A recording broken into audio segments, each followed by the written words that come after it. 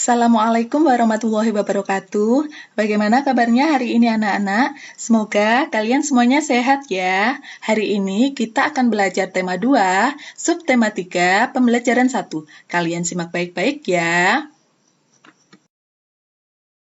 Anak-anak, sekarang kalian coba perhatikan gambar-gambar berikut ini.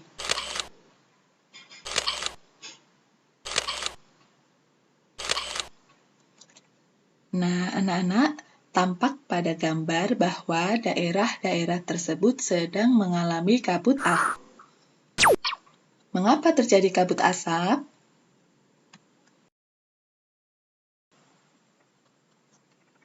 Kabut asap adalah kasus pencemaran udara berat yang bisa terjadi berhari-hari hingga hitungan bulan yang bisa terjadi karena beberapa penyebab, yaitu salah satunya kebakaran hutan.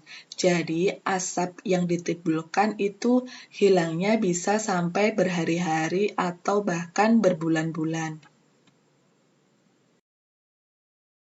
Anak, selanjutnya kita akan membahas tentang penyebab kabut asap.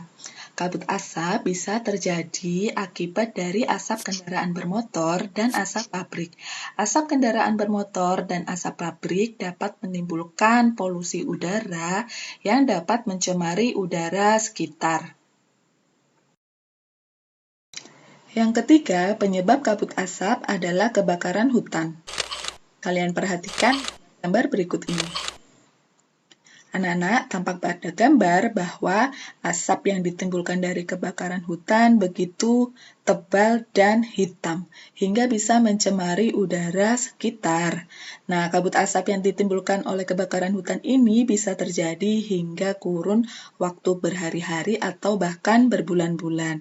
Tentunya, asap yang ditimbulkan sangat berbahaya bagi pernafasan kita. Asap kebakaran hutan dan lahan menyebabkan debu atau partikel halus hasil kebakaran seperti jelaga. Saking halusnya, partikel ini akan dengan mudah terisap dan mengotori sistem pernapasan. Selain partikel halus, asap kebakaran juga mengandung zat-zat berbahaya seperti ozon, sulfur dioksida, karbon monoksida, dan nitrogen oksida. Anak-anak, kalian harus tahu bahaya kabut asap bagi kesehatan. Yang pertama, kabut asap dapat menyebabkan iritasi pada mata, hidung, dan tenggorokan. Kabut asap juga dapat menimbulkan alergi, peradangan, dan mungkin juga infeksi. Kabut asap dapat memperburuk penyakit asma dan penyakit paru kronis lain seperti bronkitis kronik. Kabut asap dapat menyebabkan kemampuan kerja paru berkurang dan menyebabkan seorang mudah lelah dan mengalami kesulitan bernapas. Kabut asap menimbulkan polusi pada air bersih, tanaman sayuran, buah-buahan, dan makanan yang tidak ditutup. Kabut asap juga dapat memperburuk kondisi lingkungan sehingga infeksi saluran pernafasan akut akan mudah terjadi. Nah, anak-anak, bagaimana cara melindungi diri dari kabut asap? Anak-anak, hal-hal yang dapat kita lakukan untuk melindungi diri dari kabut asap adalah sebagai berikut. Mengurangi aktivitas di luar rumah atau gedung. Selalu memakai masker jika harus pergi ke luar rumah atau gedung.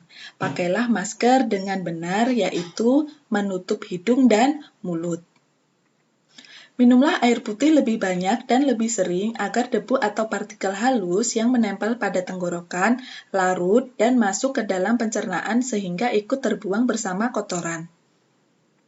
Segeralah berobat ke dokter atau sarana pelayanan kesehatan terdekat bila mengalami kesulitan bernafas atau gangguan kesehatan lain. Segera lakukan perilaku hidup bersih sehat, seperti makan makanan bergizi, banyak minum, banyak mengkonsumsi buah, jangan dekat-dekat orang merokok, dan istirahat cukup. Upayakan agar asap dari luar tidak masuk ke dalam rumah atau gedung. Tempat penampungan air minum dan makanan harus ditutup dan terlindung dengan baik. Yang terakhir, buah-buahan dan sayuran dicuci sebelum dikonsumsi. Bahan makanan dan minuman yang dimasak perlu dimasak dengan baik. Anak-anak, di pertemuan yang lalu, kita sudah membahas bagaimana cara menemukan informasi penting dari teks, yang salah satu caranya adalah dengan membuat pertanyaan yang jawabannya terdapat pada teks yang sudah kita baca. Ketika membuat pertanyaan, tentu kita menggunakan kata-kata tanya yang memiliki fungsi sebagai berikut. Apa? Fungsinya adalah untuk menemukan informasi tentang suatu hal atau benda. Di mana? Fungsinya adalah untuk menemukan informasi tentang tempat. Kapan? Fungsinya adalah untuk menemukan informasi tentang waktu. Siapa? Tujuannya adalah untuk menemukan informasi tentang orang, pelaku, atau tokoh. Mengapa? Fungsinya adalah untuk menemukan informasi tentang alasan suatu hal. Bagaimana? Fungsinya adalah untuk menemukan informasi tentang proses atau keadaan.